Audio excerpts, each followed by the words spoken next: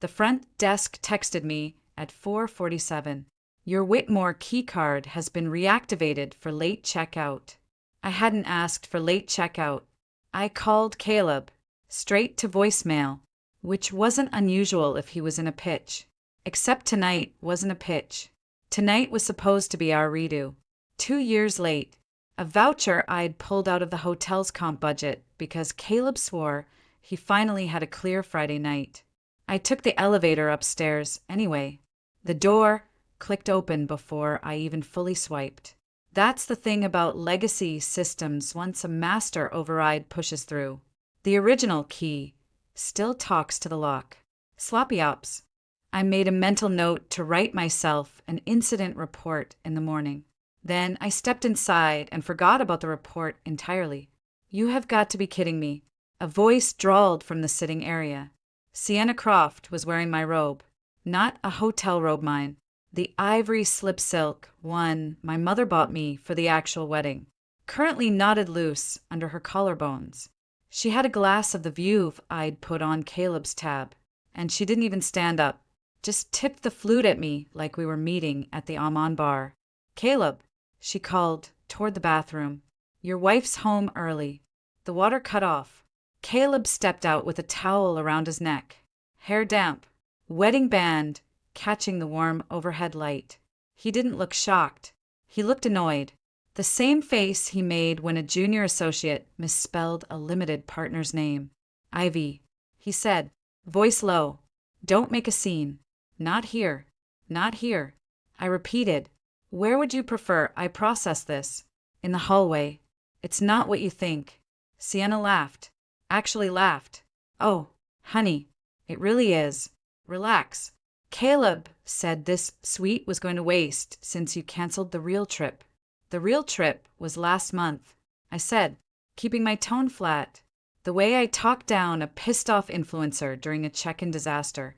Last month, you told me the fund was freezing travel. Guess the freeze only applied to me.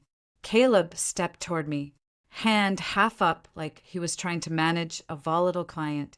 You buried yourself in the Chicago rollout. I picked up the slack. Sienna's firm is handling the acquisition bridge. The bridge is why you're sharing my lingerie. Leo made a small noise from the corner. I'd almost missed him. He was strapped into the portable high chair we keep in the Suburban. iPad balanced on the tray. Dinosaur cartoon paused mid-roar. He blinked at Caleb, then wrinkled his nose. Daddy smells like her perfume again, Leo said, very matter of fact. The silence rearranged itself. Sienna's smile thinned. Caleb shot Leo a look that made something cold slide down my spine. Buddy, remember what we talked about? Using indoor voices. Caleb said, he's 2.5. I said, he doesn't need indoor voices. He needs a father who doesn't bring his co-workers into the bed his mother paid to keep open. We're not doing this in front of him. Caleb snapped. No, you did that part already. I walked past Caleb, ignoring the way he reached for my wrist and unbuckled Leo. My boy went boneless against my shoulder the way he always does when he's overtired and overstimulated. I grabbed the diaper bag, his sippy cup, and the little plush triceratops Caleb forgot we bought together at Brookfield Zoo. Put him down. Caleb said behind me, you're being irrational. Think about your career. Ivy, if you walk out of this hotel and start a scene, I am the hotel. I cut in, turning back just enough to meet his eyes. Or did you forget whose name is on the vendor contract? Sienna set her glass down on the marble ledge. Caleb, tell her to calm down before she does something stupid. That was the mistake. Sienna telling me what was stupid while wrapped in my mother's robe. Caleb sighed, like I was exhausting him. Ivy, you're exhausted. Take the kid back to the apartment. We'll talk tomorrow when you've slept. There's nothing to talk about tomorrow. The hell there isn't. You don't get to just take off with Leo because you're having a moment. I shifted Leo higher on my hip. He buried his face in my neck, warm and quiet. You know what the funniest part is? I said, mostly to myself. I came up here to surprise you with the signed comp agreement. I negotiated an extra night so you could sleep in. Caleb's jaw worked. For half a second, I thought he might actually say sorry. It passed. Sienna's leaving in 10 minutes. He said stiffly, "Go home." Ivy. The elevator ride down was silent except for Leo humming the dinosaur theme. When the doors slid shut on the top floor, I pulled my phone out of my back pocket. PMS login. Thumbprint. The Whitmore master dashboard loaded clean and blue. I scrolled to the suite inventory. Found our room currently flagged occupied/VIP override. I didn't delete the reservation. Deleting it would be petty and traceable. Instead, I flipped the toggle. Convert to flash auction. Blind bid. Floor price $1. 00. Auto release upon successful payment. Where are we going? Mommy? Leo mumbled against my collarbone. Somewhere with better housekeeping. Baby. My thumb hovered over confirm. Behind me, the elevator dinged the lobby. Down the hall. The concierge nodded at me like everything was normal. I hit confirm. A notification popped immediately. Suite number 4201 successfully relist to public channel. Caleb's phone started vibrating in my purse. Leo had swapped our phones earlier in the car to play a coloring app. I didn't answer. I walked straight through the lobby, past the check-in desk where my own staff was clocking in, and out into the New York drizzle. Siri, find the nearest car seat. Friendly Uber to Penn. Routing. She chirped. Behind me, the Whitmore's glass doors reflected the city back at me. Somewhere upstairs, Caleb was realizing the suite Wi-Fi had just kicked every device off the network, and Sienna was probably refreshing her email, wondering why her corporate card was suddenly declined on room service. I kissed the top of Leo's head and tightened my grip on the diaper bag. Let them figure out who bought the upgrade. Leo fell asleep somewhere outside Gary, Indiana, his cheek mashed against my jacket zipper.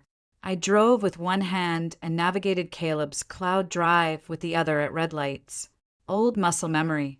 He never changed his backup passwords. Whitmore 2023 became Croft 2024, obviously, but the recovery email was still routed through my old maiden address. Pathetic. By the time I pulled into our Lincoln Park garage, it was past 1. I didn't turn on the foyer light, just transferred Leo to the couch, muted his iPad, and opened the laptop on the kitchen island. "Hey, Siri, call Miranda," I muttered, putting her on speaker. She picked up on the second ring, already sounding like she'd been awake. "You're live from a blocked number. Ivy, either you're leaking a story or you're in a body bag. Caleb put Sienna Croft in the Whitmore honeymoon suite tonight." Silence, then the sound of a lighter. Miranda doesn't smoke anymore. She just flicks her Zippo when people piss her off. Click, click. And Leo was in the room, in a high chair watching Dinosaur Train. Said Daddy smelled like her perfume. Christ. Another click. "You want me to run her plates? Or do you want to scream first?" "Plates later. Right now I need you to tell me if an Amex Centurion charge labeled A client entertained for 14 nights at rack rate violates anything fun in Illinois. That's not entertainment. That's embezzlement if the fund doesn't know. Pull the PDFs. I'll check the domestic side in the morning." I hung up and dug. It took 12 minutes to find the spreadsheet. Caleb's VC firm, Blackthorn Capital, had a slush category for strategic hospitality. He'd billed the Whitmore at $2 for 100 a night, twice, once under his code, once manually pushed through by a junior associate named Jenna, who clearly didn't know she was laundering a mistress's stay.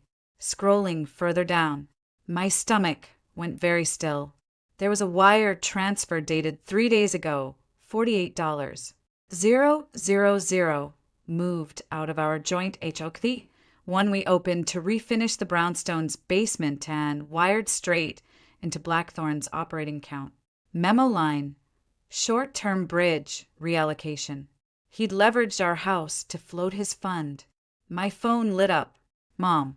I answered because ignoring her never ends well. "Ivy, Caleb just called me crying. She said, "No hello. He says you took Leo and disappeared and that you're spiraling because of some misunderstanding at a hotel?" Crying. I repeated, staring at the Helic balance, which was now sitting at negative equity. That's a new skill for him. Don't be glib. He said Sienna is just a colleague. These girls throw themselves at men in finance. You know that. You've been unavailable. Honey, you buried yourself in that PR job. He used our home equity line to cover his firm's gap. Mom, that's not a girl throwing herself anywhere. That's fraud. Long pause. The kind where she rearranges her opinion without admitting she was wrong. Well, have you spoken to a marriage counselor? Leo needs a two-parent household. Don't throw away a good man over a mistake. A good man doesn't put a stranger in the robe you monogrammed for me. She sighed, heavy and martyrish. Just don't do anything rash before Monday. Caleb said he's filing for mediation. She hung up before I could tell her mediation was rich, considering what I was looking at. My email pinged. Miranda, CCNG a burner I didn't know she had. Subject, your girl Sienna. Body, pulled a favor with NYPD records. Our girl filed a harassment claim 2 weeks ago against a hostile spouse entity in Atlanta. Translation, she was sleeping with a VP at a rival fund. The wife found out, sued for emotional distress. Sienna settled quiet. Pattern recognition yet? She's a professional liability. Ivy, Caleb's too arrogant to Google his own dates. Attached was a PDF. I skimmed it, then read it twice. Sienna wasn't just sleeping around. She was systematically burning wives out of the picture so the men would fold and pay her relocation fees. Caleb wasn't the predator here, was just the mark who thought he was the smartest guy in the room. My screen flashed again. FaceTime request. Caleb. I swiped up, kept the camera on my collarbone. Ivy. His voice was rough now. The nice guy veneer sanded off. You turned off Find My. That's kidnapping. Do you understand? You took our son across state lines. You used our social to bail out your Q3 liquidity. That's larceny. We're both doing crimes tonight. Caleb, let's not pretend mine is the worst one. He exhaled hard. You're emotional. I moved 48 grand temporarily. It was going back Monday. The fund closed late, and I couldn't look weak in front of LPs. So you borrowed from the house your son lives in. I was protecting the lifestyle. The lifestyle where Sienna wears my robe? Silence. Then, quieter. She leaves in the morning. I'll have the suite comped off the books. You come home. We draft a joint statement if anyone at the hotel asks questions. And we move on. You want me to draft a PR statement about my husband fucking a vendor. I want you to remember who kept you on retainer when your own agency laid people off last year. That did it. Cold. Clean pivot in my chest. Actually, I said, opening a new tab, I remembered something better. Your fund's compliance manual. Section 4B. Material personal relationships with vendors in active MA pipelines must be disclosed to LPs within 48 hours or the GP forfeits carry. Another click on the trackpad. I forwarded the wire receipt to my work email, BCC'd Miranda's burner, and saved a snapshot of the Blackthorn expense log to an encrypted folder.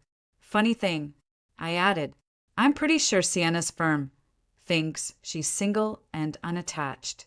You didn't disclose, did you? He went very still on the screen. Even pixelated, I could see the calculation happening. Ivy, don't. Too late. I already sent the docs to my lawyer for a consult. Just a consult. He lied smoothly. But here's a tip if you serve me mediation papers this weekend. I'll assume you're trying to freeze assets ahead of a disclosure scandal. And you know how chatty I get when I'm cornered. You'll destroy yourself too. Maybe. But I planned the Whitmore's press tour.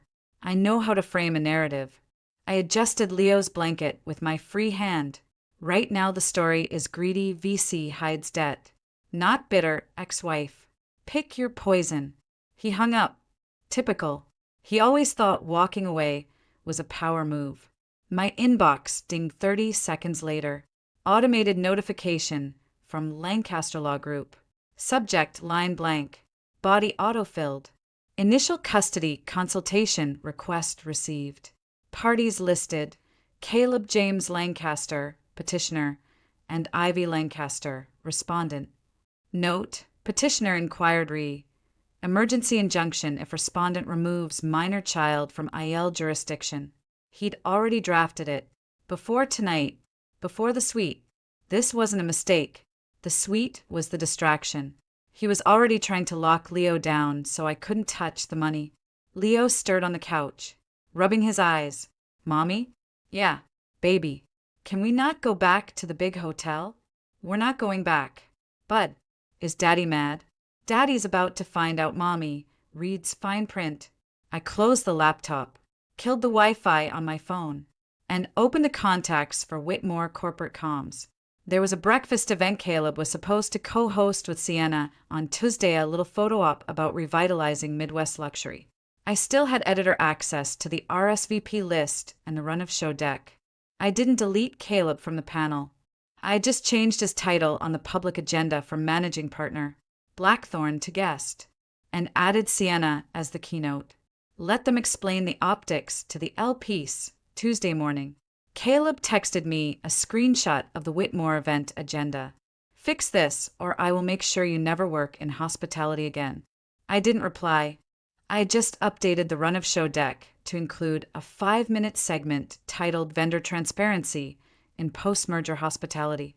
Then I assigned Sienna the podium. The event was held at the Pendry off the Chicago River. I arrived an hour early, lanyard around my neck. Leo dropped at Miranda's sister's daycare with strict instructions not to answer if Daddy called. Caleb was already in the green room, suit sharp, smiling for the hotel GM like nothing had happened since Friday. Sienna was beside him in a cream sheath dress, touching his elbow every 30 seconds. Performance art. Ms. Lancaster. The GM greeted me, relieved. We had a little mix-up on the speaker titles online. Intentional update. I said brightly. Legal compliance, best practice. Caleb approved it Friday. Caleb's, I twitched. Sienna beamed. Oblivious. Oh, that's so proactive. Ivy, honestly, you're handling this whole thing so professionally. No wonder Caleb says you're the smartest woman he knows. I handed her a printed copy of the revised contract packet. Smart enough to rewrite your NDA rider. Sienna, page 6, highlighted in yellow. You'll want to initial those before the panel. She took the pages without reading them. Rookie move. 20 minutes later, we were on stage. For LPs from Blackthorn sat in the front row, including Harold Voss, the fund's anchor investor. Caleb spotted Harold and visibly relaxed. Thought he was safe. I opened the QA. Before we talk amenities, I said into the mic. Quick housekeeping: our partners at Blackthorn have been incredibly transparent about aligning incentives. Sienna, maybe you can speak to how the GP's personal relationships factor into vendor continuity? Sienna laughed, champagne in hand. Well, Caleb and I have certainly built trust over the last few. She caught my stare. Then Caleb's sudden paleness. Over the last few weeks of negotiation. Obviously. Harold Voss leaned forward. Wait, you two are socially involved? Socially entwined. I corrected mildly, pulling up the screen behind us. I didn't show the hotel suite. I showed the Blackthorn expense, log sanitized, but very clear on the 14-night Whitmore charge coded to Sienna's firm ID. Just a clerical overlap, which is why the updated rider today clarifies that any undisclosed GP vendor entanglement triggers an automatic buyout review. Per section 4B. The room went dead quiet. Caleb stood up. Ivy, wrap it up. Almost done. I smiled at Harold. Mr. Voss, your capital call letter went out yesterday. You might want to ask Caleb why the operating shortfall matches the helic draw he took from his marital residence last Thursday. Harold stood, Slowly. Caleb. My office. Please. I'll explain. Caleb bit out, shooting me a look that promised blood. This is a private matter being aired for optics. Optics. Harold repeated. Cold. You used fund hospitality to hide a relationship, and you raided your own mortgage to close our gap. That's not optics. Son, that's a breach. They cleared out Harold. Caleb. 2 associates. Sienna tried to follow Caleb. Contract still signed in her hand. But I stepped into the aisle and blocked her path. Page 6. He reminded her. She flipped to it, actually read the language, and went pale. The writer eyed slipped and tied any vendor dispute directly to Sienna's personal indemnity. If Blackthorn blew up, she was legally on the hook for the Whitmore comps, not the firm. You set me up, she whispered. I formatted the deck. You signed the attendance sheet. Semantics. She gripped the podium. He told me you canceled the marriage months ago. Said you were basically separated, just sharing the kid for appearances. See, that's the problem with Caleb, I said, taking the pen from her hand and capping it. He thinks appearances means nobody checks the math. By 9, I was back at the townhouse packing, not frantic methodical. Toiletries, Leo's meds, the external hard drive from Caleb's bottom drawer that he thought I didn't know existed. Caleb came through the front door at 11:15. No knock. Used his own key, which I'd forgotten to change. He didn't bother with the suit jacket anymore. Shirt sleeves rolled. Tie gone. Eyes red from whatever Harold had said to him in that conference room. You psychotic bitch, he said, voice low. Leo looked up from where he was stacking Duplos on the kitchen floor. Daddy. No. Caleb ignored him. Harold. Froze the fund. Do you have any idea what you just cost me? Our son costs you. The house costs you. You burned it. This is temporary. I fix Harold by Friday. But you, he stepped closer, voice dropping into the reasonable tone he used when he wanted me to doubt myself. You don't get to just take off with Leo because you staged a little coup. Give me the hard drive. Ask nicely. I will bury you in court. Ivy. I spoke to Greg Lowell this afternoon. Greg Lowell was the nastiest family attorney in Cook County. Emergency petition? I guessed. Zipping Leo's backpack. Exclusive possession of the marital home. Temporary sole custody on the grounds of parental alienation. You want to play PR games? Greg will drag your professionalism through discovery so hard. Alienation. I repeated. Cute. You're citing alienation after you put another woman in his high chair. He's 2. He won't remember. Leo stood up, clutching his triceratops. I remember the perfume. Caleb flinched, only for a second. Then he pointed a finger at me. Pack the kid's overnight bag and leave him here. Tonight, or Greg serves you at sunrise. I finished zipping the bag, slung it over my shoulder, and walked to the door, held it open. Funny thing about Greg Lowell, I said. His daughter got married at the Whitmore last spring. I calmed her sweet and handled a noise complaint she filed against her own bridesmaids. I still have her email thanking me for making the weekend perfect. Want to guess how fast Greg returns a call once I CC his daughter on the custody filing? Caleb stared at me like I was a stranger. You don't get weekends.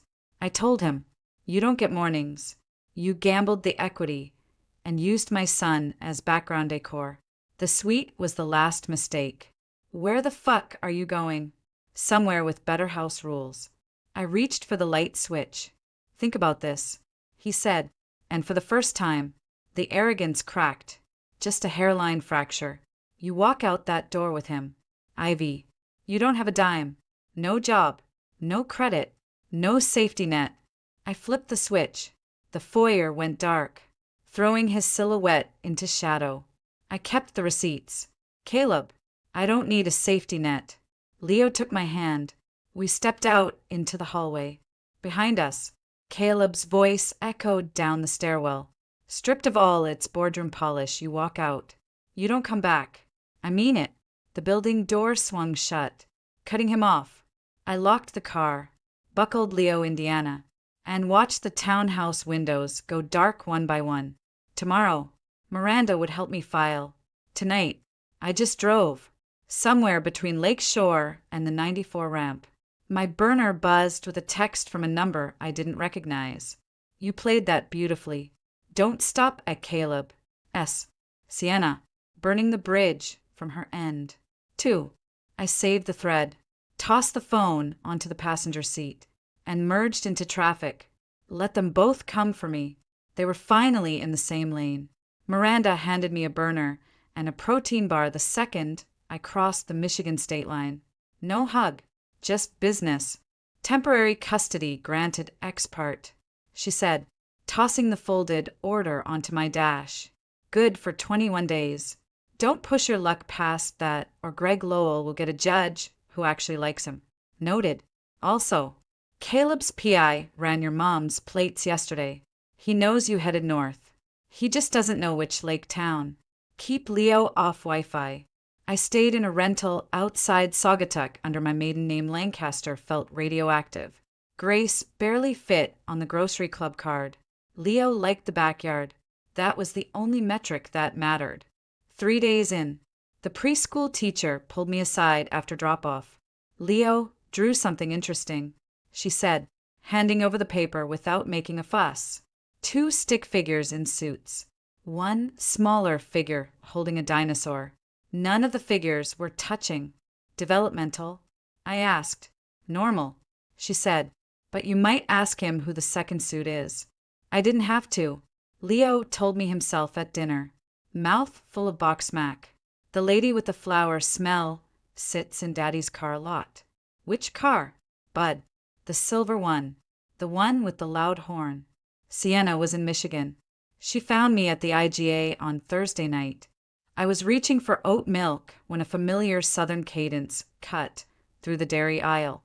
Ivory, Sienna said, leaning against the cooler doors. She'd traded the sheath dresses for leggings and a puffer. But the hair was still too done for a Thursday in a lake town. You pick shitty grocery stores everywhere you go. Huh. I kept my hand on the cart. You followed me. Blackthorn's fund imploded Monday. Harold Voss walked with his money and his lawyers. Caleb's blaming me for the compliance leak. Imagine that.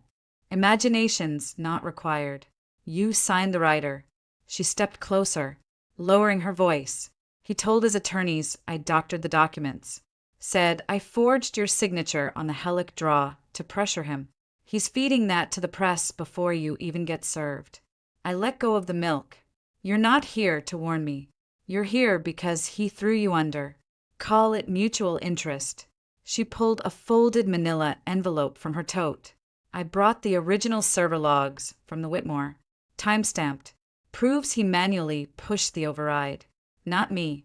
And a copy of the engagement letter he signed with Sienna Croft, LL cussing your home address as the billing contact, so the fund wouldn't see his personal Gmail.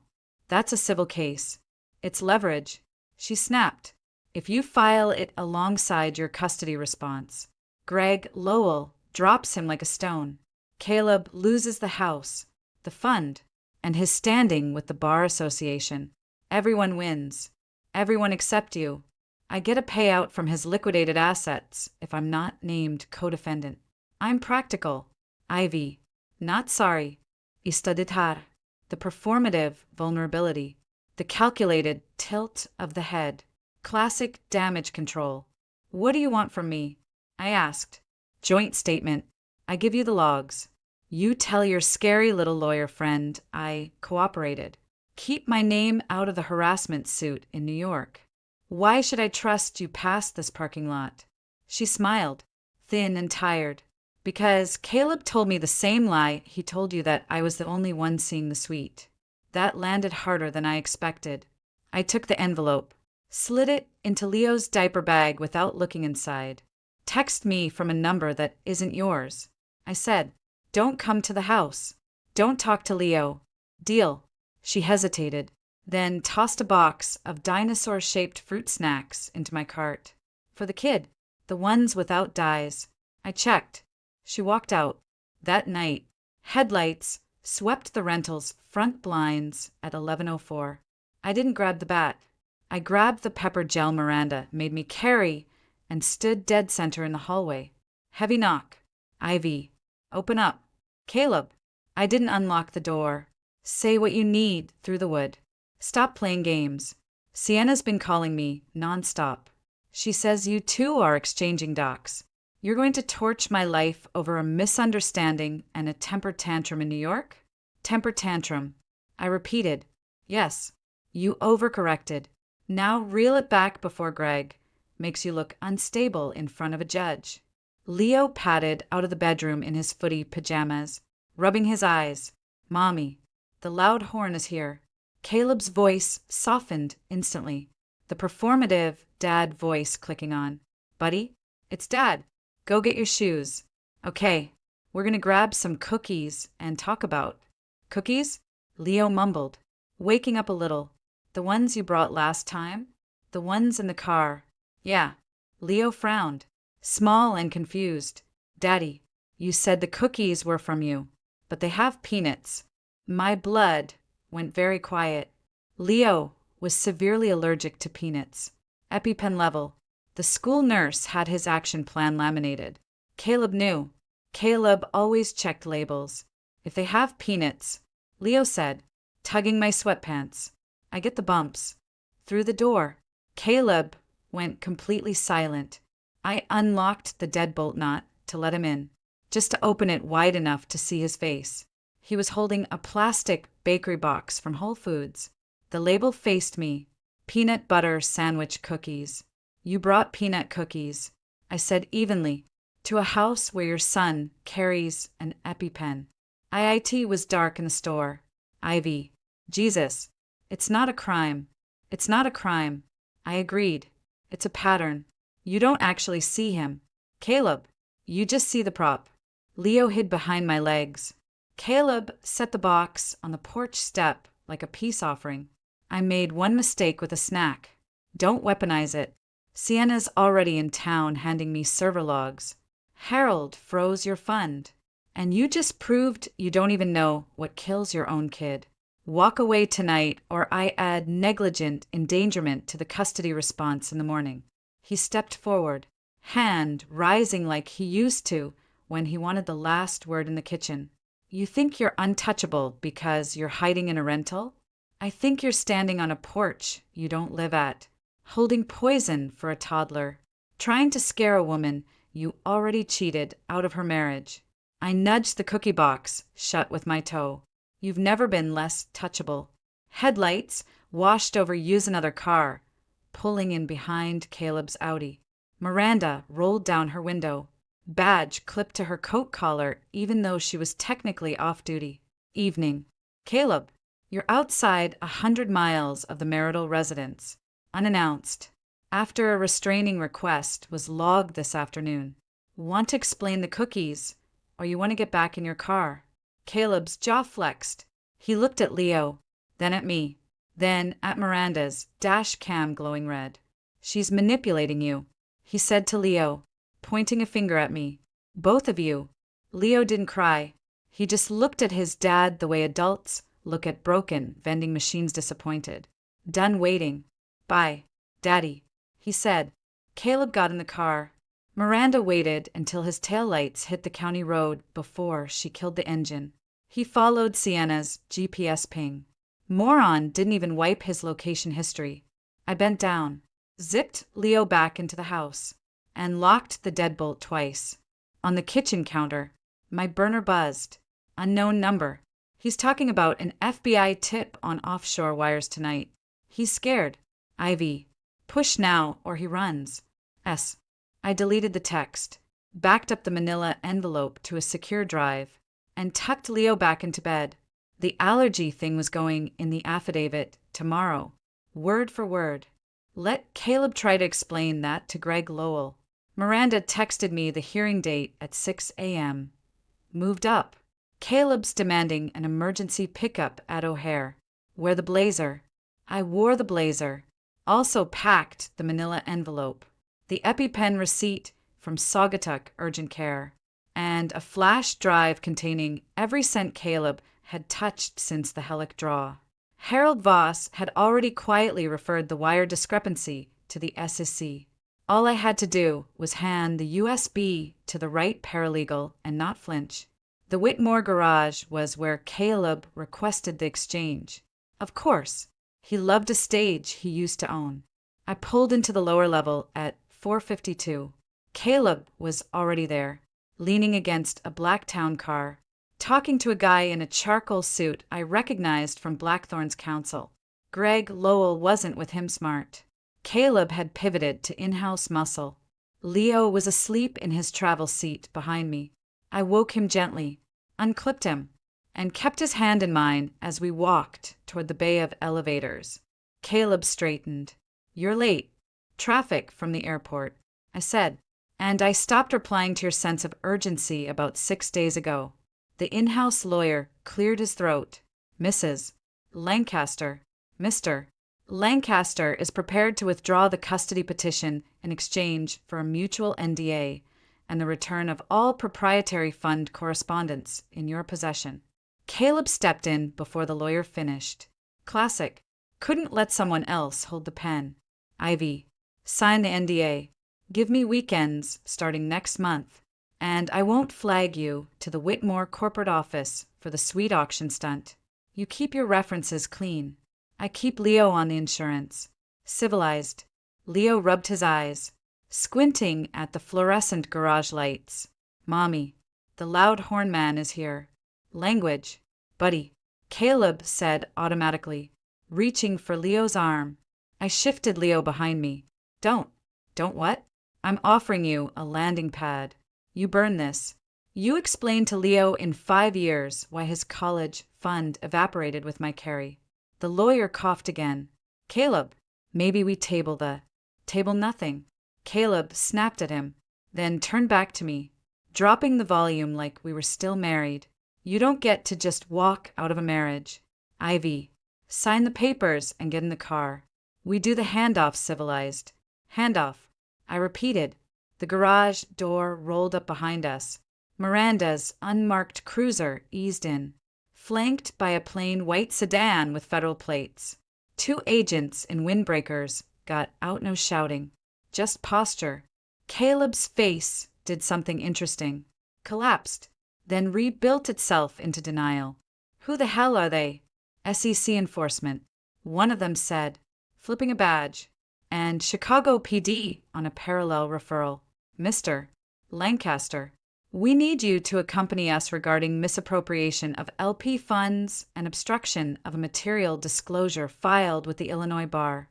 He laughed, actually laughed, high and brittle. "You called the feds over a hotel room?" "Over the Hellick," I said, "and the fake server logs you had Jenna push, and the peanut cookies."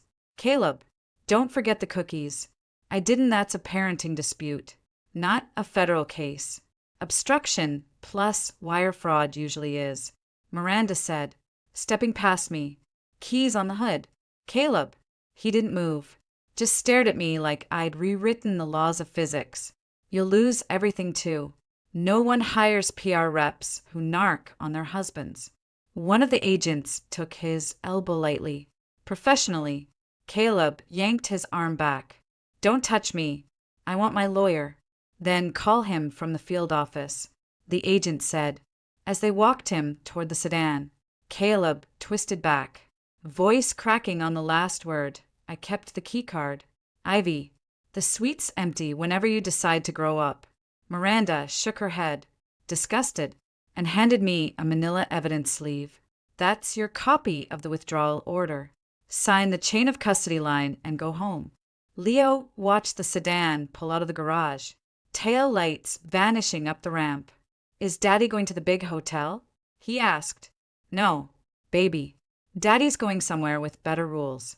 Sienna's piece dropped on Mirror Business an hour later. Blackthorn GP hid personal vendor ties during fund, close her name, buried at the bottom as a whistleblower source. Exactly the deal we'd struck. She got her immunity. I got the silence. By 7, the Whitmore GM called. apologized for the reputational friction, and offered me a regional VP title if I'd stay on retainer through Q4. I declined. Instead, I accepted the Portland offer I'd quietly interviewed for from the Saugatuck Rental Boutique sustainability brand. Zero velvet ropes. Zero Caleb-adjacent vendor lists. Flight landed at PDX at 10:13 local. Leo slept through deplaning. I rented a Subaru, drove us into the Pearl District, and ordered Thai from a place that didn't ask for a corporate code. Before I unpacked the suitcases, I pulled out my phone, opened LinkedIn, changed the cover photo from the usual Whitmore ballroom shot to a flat lay of the old ivory room keycard, edge slightly bent, sitting on top of a signed custody order, stamped filed. Caption, final checkout complete. Posted, phone off. 3 weeks later, the new apartment smelled like lemon cleaner and Leo's new dinosaur bedding. I was sorting mail Portland utilities, forwarding address confirmations when I found a thick cream envelope with no return address wedged between the electric bill and a Williams-Sonoma catalog. No stamp, hand-delivered to the leasing office, probably while I was at the grocery store with Leo. I slid it open. Inside, a single folded sheet of heavy stock. Ivy. Caleb's fund is done, but the Whitmore comp audit caught something neither of you noticed. Your old boss at the agency didn't lay people off last year. He sold the client list to a buyer using your login credentials as the audit trail. Call me before the SEC does. Nate Callahan, my old mentor. The one I thought left Chicago for London 2 years ago. The one who taught me how to read a wire transfer before Caleb ever learned to spell LP. Leo wandered in from the bedroom, holding his triceratops. More mail. Mommy? Just an old friend saying hi. Is he nice? I looked at the handwriting clean, deliberate. The same guy who once told me never to sign a contract without checking the appendix. Nicer than the last ones, I said, folding the letter back into the envelope. The phone stayed off, but the laptop was already open on the coffee table. Portland could wait one more night.